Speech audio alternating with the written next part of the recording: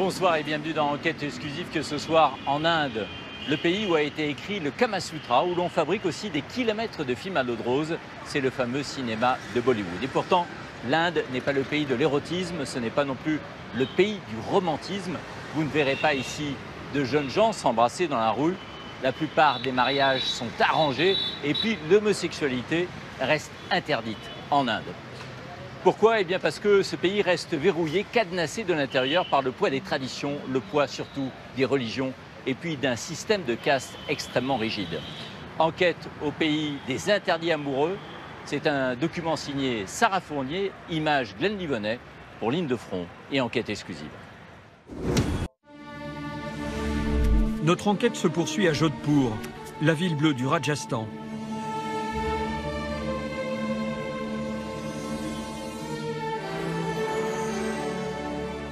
Nous allons à la rencontre de Govind. Il dirige l'ONG Sambali. Depuis 12 ans, il aide les femmes à s'émanciper, particulièrement les musulmanes et les femmes de caste inférieure, appelées intouchables ou dalits. Il nous emmène à leur rencontre.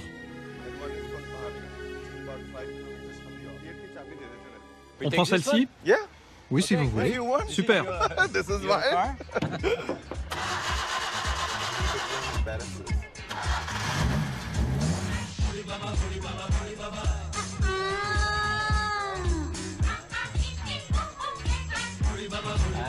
Toutes les femmes avec lesquelles vous travaillez sont des dalits? À peu près 60% sont dalits, 30% sont musulmanes. Tout le monde est le bienvenu, peu importe la religion. Et vous vous battez? Tout le temps. Pour la condition des femmes? Nos femmes sont privées de leurs droits fondamentaux.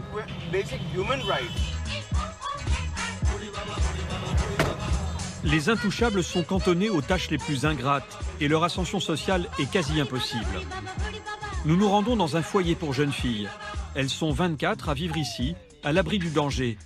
Elles vont à l'école et apprennent aussi à se défendre. Elles font un cours de self-défense. La plus jeune a 5 ans et la plus âgée 18. Elles viennent toutes des campagnes désertiques du Rajasthan. Leurs parents les ont confiées à Govind dans l'espoir qu'elles échappent à leur destin. Dis-moi, pourquoi est-ce que tu es venu ici? Je voulais étudier. Et tu te sens plus en sécurité ici que dans ta famille? Pourquoi? Oui, car au village, on se marie très vite et je ne voulais pas de ça. Je voulais étudier plutôt. Quel âge as-tu? 13 ans. Et tu aurais pu être mariée à ton âge? Non, plutôt vers 15-16 ans. Tu voudrais plutôt un mariage d'amour? Non. Et toi, qu'est-ce que tu retiens de ton expérience ici? Au village, on n'a pas de bons profs, ni de bonne école. Ici, on a tout ça. Des professeurs, une bonne école. Là-bas, les filles n'ont pas le droit de sortir. Il ne faut pas qu'elles aillent à l'école, qu'elles soient éduquées. Les garçons sont encouragés, mais les filles sont mariées très jeunes, qu'elles soient l'aînée ou les cadettes de leurs frères. Sans éducation, ces fillettes passeraient directement de l'enfance à la vie de femme au foyer. Dans certaines zones reculées, les petites filles voient même leur identité niée. Récemment, on a lancé un nouveau projet pour les filles. Et quand on est allé au village chercher une vingtaine de candidates, certaines filles ressemblaient à des garçons. Elles étaient habillées comme des garçons, elles se comportaient comme des garçons.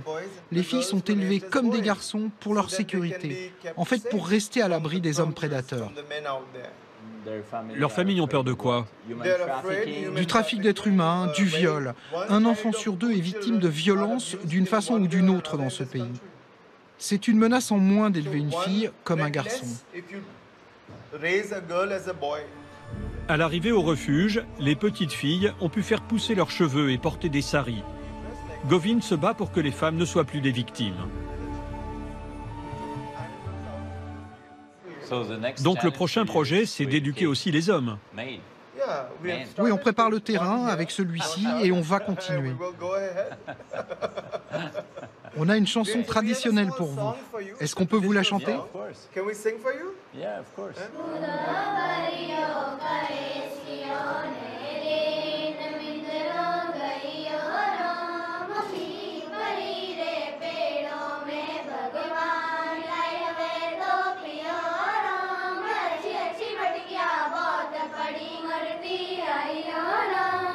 Ce chant, en dialecte rajasthani, parle de solidarité, une valeur que l'ONG essaie de transmettre à ses protégés.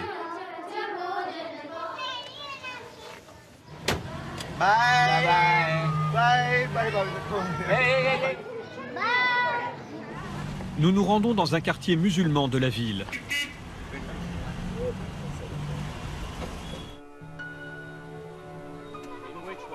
Govind connaît tout le monde. Son ONG est installée ici depuis 8 ans.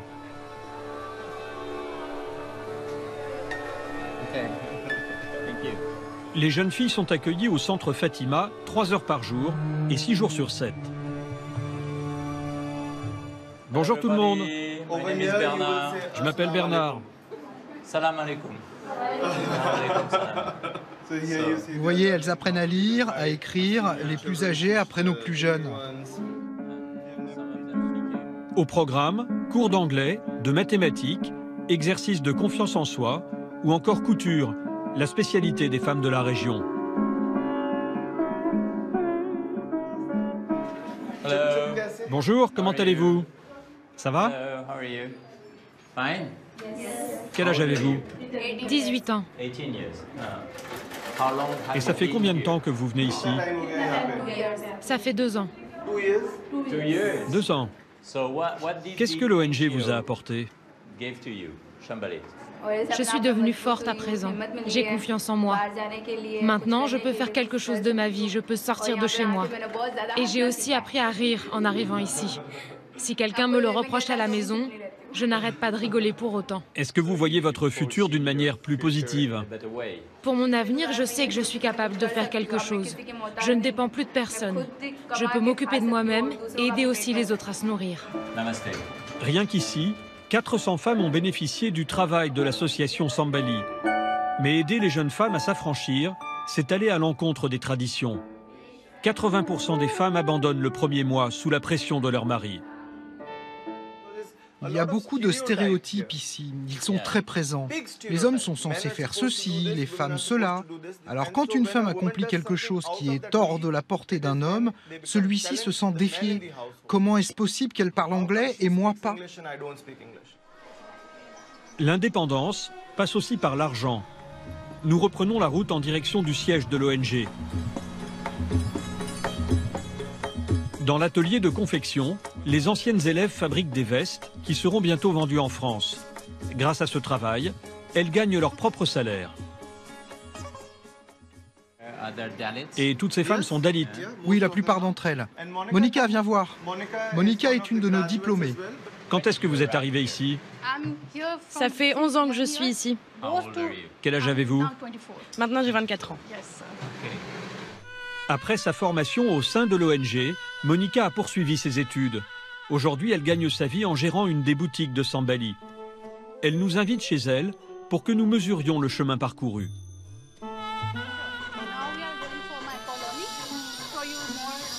So what does Qu'est-ce it que ça mean to be signifie Dalit? d'être intouchable, spécialement pour une femme? Especially girl. Les Dalits sont limités pour travailler et étudier. Mais le fait de venir au sein de Sambali, on n'a plus de restrictions. Le système de caste est oublié. Voici ma maison. Son père l'a soutenue dans sa démarche. Il est décédé il y a 6 ans. Aujourd'hui, la jeune femme qui rêvait d'émancipation a réussi à faire bouger les lignes. So you live here. How many persons Combien de personnes vivent ici? are staying here? Nous sommes 4. 4 persons. Ah, 4 personnes. Are you seeing Et comment by êtes-vous perçu par votre famille, la communauté? the area here? You studied. Vous avez fait des études, vous êtes libre, vous n'êtes pas marié. How Comment is it est-ce seen perçu autour de by vous? everybody around you? Je veux être un exemple. Je veux que toutes les filles suivent mon chemin et aillent à l'école. How do Dans votre family quartier, ça se passe comment? those girls react? Dans mon quartier, les mentalités ont changé. Yes. Ils me voient aller et rentrer du travail. Ils disent « Oh, Monica revient, waouh! Regardez-la, elle travaille, elle est allée à l'école. Maintenant, c'est une belle personne qui s'assume. » Et que penserait votre père s'il était encore en vie? Il serait fier de moi. Ok, merci beaucoup. Merci beaucoup. C'était un plaisir de vous rencontrer. Monica a aujourd'hui confiance en elle. Elle a brisé les codes. C'est la victoire de Govind. Mais il sait que le chemin est encore long. Nous le retrouvons au siège de l'ONG, son ancienne maison familiale, là où tout a commencé.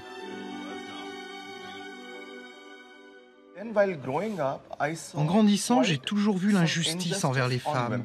Par exemple, ma grand-mère avait 12 ans et mon grand-père 34 quand ils se sont mariés.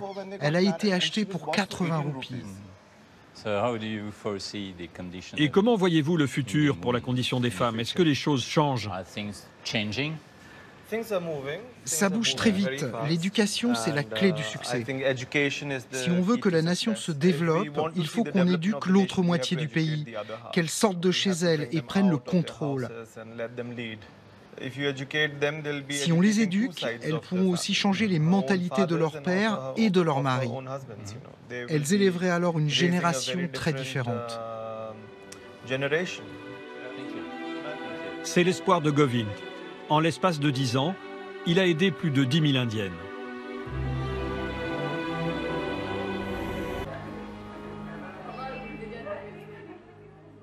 L'amour reste largement un luxe en Inde, un privilège réservé aux classes, aux castes supérieures. Mais cela pourrait changer rapidement, car un quart de la population indienne a d'ores et déjà accès à Internet. Les nouvelles générations se sont emparées des médias sociaux pour redessiner leur propre carte du tendre, pour bousculer les codes et revenir en somme aux sources du Kama Sutra, du désir et de l'art amoureux. Et là-dessus, l'Inde a bien évidemment beaucoup à nous apprendre.